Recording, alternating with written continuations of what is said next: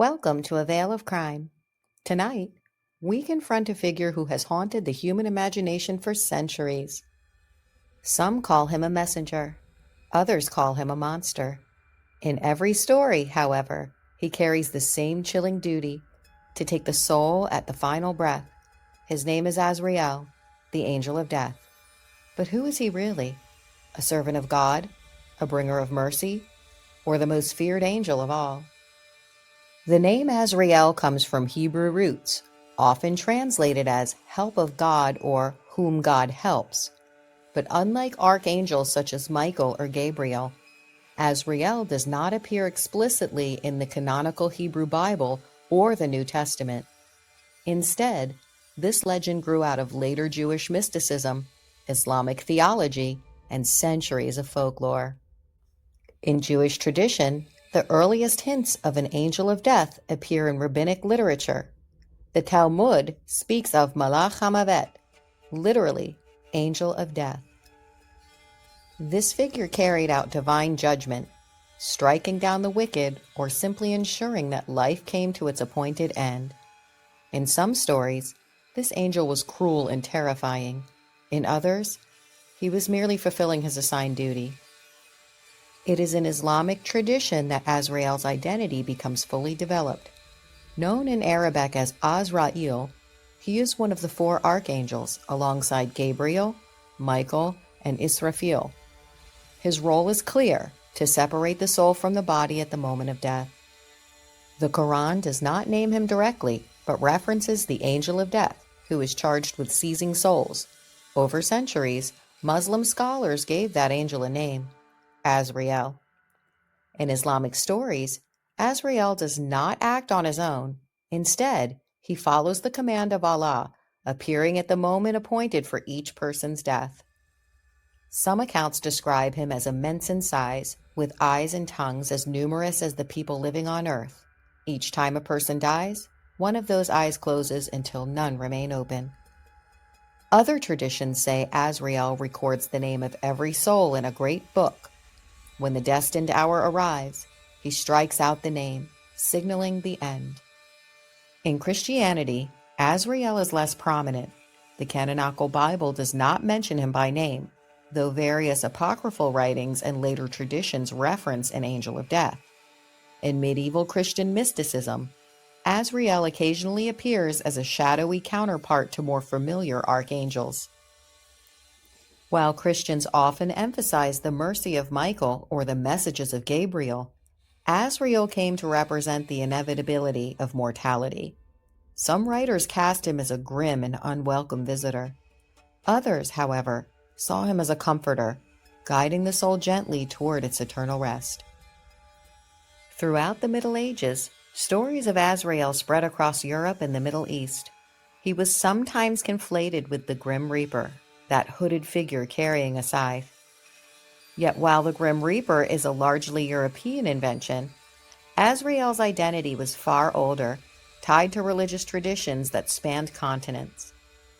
For ordinary people, the idea of Azrael explained the mystery of dying.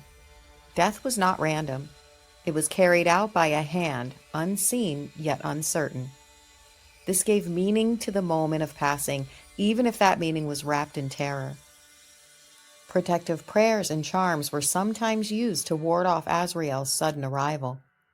But paradoxically, many believers also trusted him to be fair and impartial, neither punishing nor rewarding, simply fulfilling a role no one else could.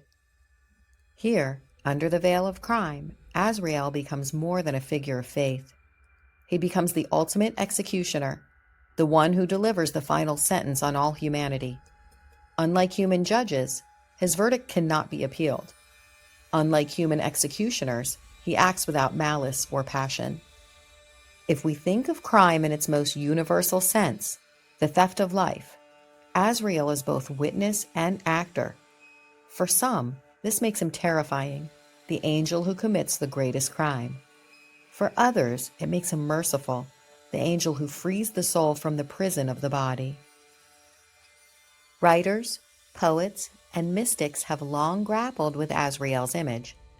In Islamic poetry, he is sometimes gentle, appearing at the bedside of the dying like a physician who eases pain. In Jewish folklore, he is stern and unrelenting. In Western culture, his name appears in plays, novels, and even modern fantasy work, often as a shorthand for death itself. Artists depicted him in countless ways: a towering angel with vast wings, a faceless shadow, or a watchful figure who never leaves one's side. Philosophers debated the moral place of Azrael. Was he a necessary evil or a neutral function of divine's will? In medieval Jewish and Islamic philosophy, the question of free will extended even to angels. If Azrael acted only by God's command, he bore no guilt.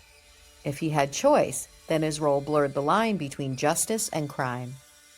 In Kabbalistic tradition, Azrael took on additional layers. Some mystics described him as standing at the threshold between the material and spiritual worlds, a guide who could illuminate the mysteries of death to those brave enough to ask. He was feared, yes, but also respected as a gatekeeper of hidden knowledge. What makes Azrael so enduring is the paradox at his heart. He is feared because he cannot be resisted, yet he is also respected because he does not discriminate. Kings and beggars, saints and sinners, all must meet him in time. The crimes we explore on this channel are often specific: murders, betrayals, conspiracies, but Azrael reminds us of the ultimate crime of mortality. Every life has a sentence. Every story has an ending, and in countless traditions, it is Azrael who ensures that the ending is carried out. So who is Azrael? The angel of mercy or the angel of doom? Is he God's helper carrying out a sacred task, or is he the silent executioner who arrives when least expected? Across centuries and cultures, his story has been retold, reshaped, and feared. But one truth remains: none of us can escape the moment when Azrael calls. This has been A Veil of Crime. If you found this story compelling, I invite you to subscribe and join me as we uncover more mysteries of history, faith, and crime. And remember, behind every veil of myth and fear lies the deeper story of humanity itself.